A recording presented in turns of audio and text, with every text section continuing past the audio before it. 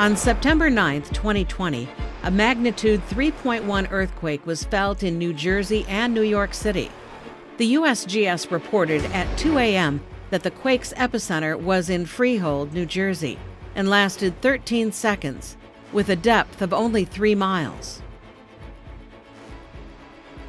USGS geophysicist Robert Sanders stated there were 2 previous recorded quakes with a magnitude 3.0 or larger in Freehold, a 3.1 earthquake in 1992 and a 3.5 earthquake in 1979.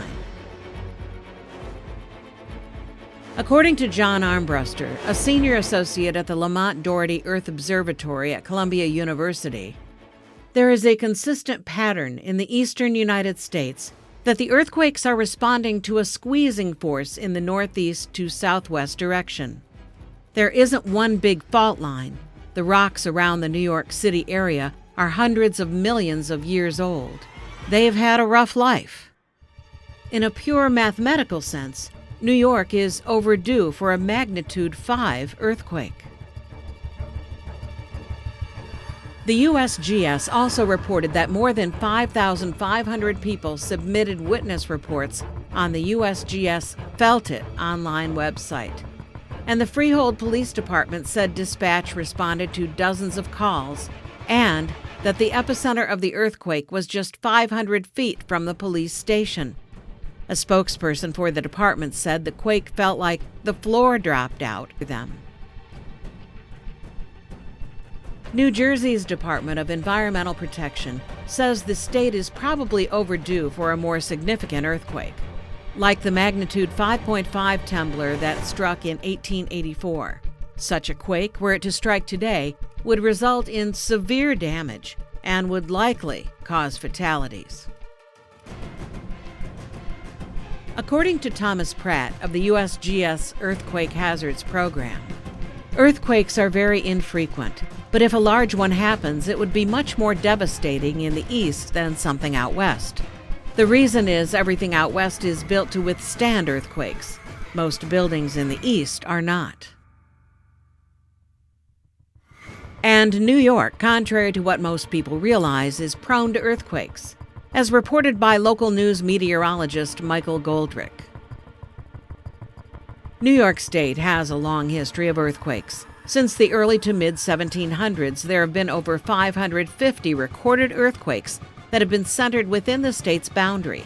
New York has also been shaken by strong earthquakes that occurred in southeast Canada and the mid-Atlantic states. The largest earthquake that occurred within New York's borders happened on September 5, 1944. It was a magnitude 5.9 and did major damage on the town of Messina. In more recent memory, some of the strongest quakes occurred on April 20, 2002, when a 5.0 rattled the state and was centered on AuSable Forks area near Plattsburgh, New York. Furthermore, earthquakes in the northeast U.S. and southeast Canada are not as intense as those found in other parts of the world, but can be felt over a much larger area. The reason for this is the makeup of the ground. In our part of the world, the ground is like a jigsaw puzzle that has been put together. If one piece shakes, the whole puzzle shakes. But all of this is in fulfillment of prophecy. For as John of Patmos said, I looked when the Son of Man broke the 6th seal, and there was a great earthquake. Revelation 6:12. I'm Dr. Andrew Ho, and I have a doctorate in theology. And I'm here to explain the theology of the prophecies.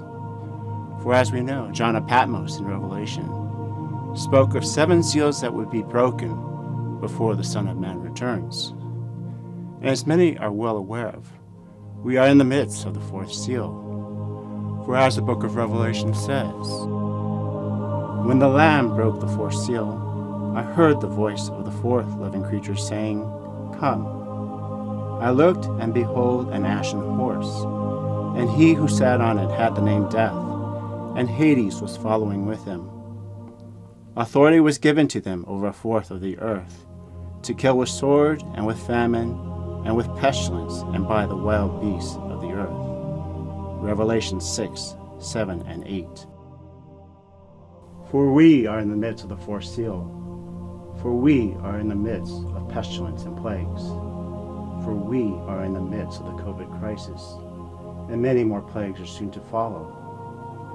And the fifth seal has already been opened. For the fifth seal was opened when St. Stephen was stoned to death as a martyr for the word of God. For as the prophecy says, when the Lamb broke the fifth seal, I saw underneath the altar the souls of those who had been slain because of the word of God, and because of the testimony which they had maintained. Revelation 6:9. But the fifth seal does not apply to many of us, for the fifth seal deals with the prophets, martyrs, and saints who were killed for the word of God. But the sixth seal does apply to us. For when the sixth seal is opened, then the seventh shall be opened when the Son of Man returns. For the prophecy says, I looked when he broke the sixth seal, and there was a great earthquake, and the sun became black as sackcloth made of hair, and the whole moon became like blood, and the stars of the sky fell to the earth, as a fig casts its unripe figs when shaken by a great wind. The sky was split apart like a scroll when it is rolled up, and every mountain and island were moved out of their places. Revelation 6:12 through 14. Thus the sixth seal is the great quake of New York City. And this is consistent with all the biblical prophecies. For just as Isaiah prophesied of the sixth seal, its streams will be turned into pitch, and its loose earth into brimstone, and its land will become burning pitch. It will not be quenched night or day. Its smoke will go up forever. From generation to generation it will be desolate. None will pass through it forever and ever. Isaiah 34. New York City lies just 40 miles north of the epicenter. And as Armbruster from the Lamont Doherty warned, in a pure mathematical sense, New York is overdue for a magnitude 5 earthquake. And contemporary authors have recently recognized the inherent risks of this city. For as author and environmental theorist Catherine Miles told Trevor Noah on The Daily Show just a few years ago, Miles is the author of the New York bestseller Quakeland, which investigates how soon an earthquake is expected to happen in New York City and how ill-prepared the country is to handle it. New York is 40 years overdue for a significant earthquake. It's a national problem, said Miles. And according to several seismologists at Columbia University in New York City, New York is positively vivisected by faults. Most of them fall into two groups: those running northeast and those running northwest. Combined, they create a brittle grid underlying much of Manhattan. And remember this, New York City experiences greater than a 5.0 quake at least once every 100 years. And the last one occurred in 1884, which that means the new city is significantly overdue for a major earthquake. But of much greater concern than an earthquake is what lies just upstream from New York City. For the Indian Point Nuclear Plant is a 3-unit nuclear power plant located in Buchanan, New York, just north of the city. It sits on the east bank of the Hudson River, about 25 miles north of Midtown Manhattan. The reactors for this plant were originally built in 1962 and produce about 25% of the electricity utilized in New York City. They were originally supposed to be shut down over 25 years ago. Furthermore, in 2008, researchers from the Columbia University Lamont Doherty Earth Observatory discovered that the Ramapo Fault passes less than 1 mile north of the Indian Point nuclear power plant. Also, an MSN report based on the U.S. Nuclear Regulatory Commission data concluded that the Indian Point Nuclear Reactor No. 3 has the highest risk of earthquake damage in the country. And And recall, in the wake of the 2011 Fukushima nuclear meltdown following a massive earthquake in Japan, the U.S. State Department warned that any American in Japan should stay beyond a 50-mile radius from that area.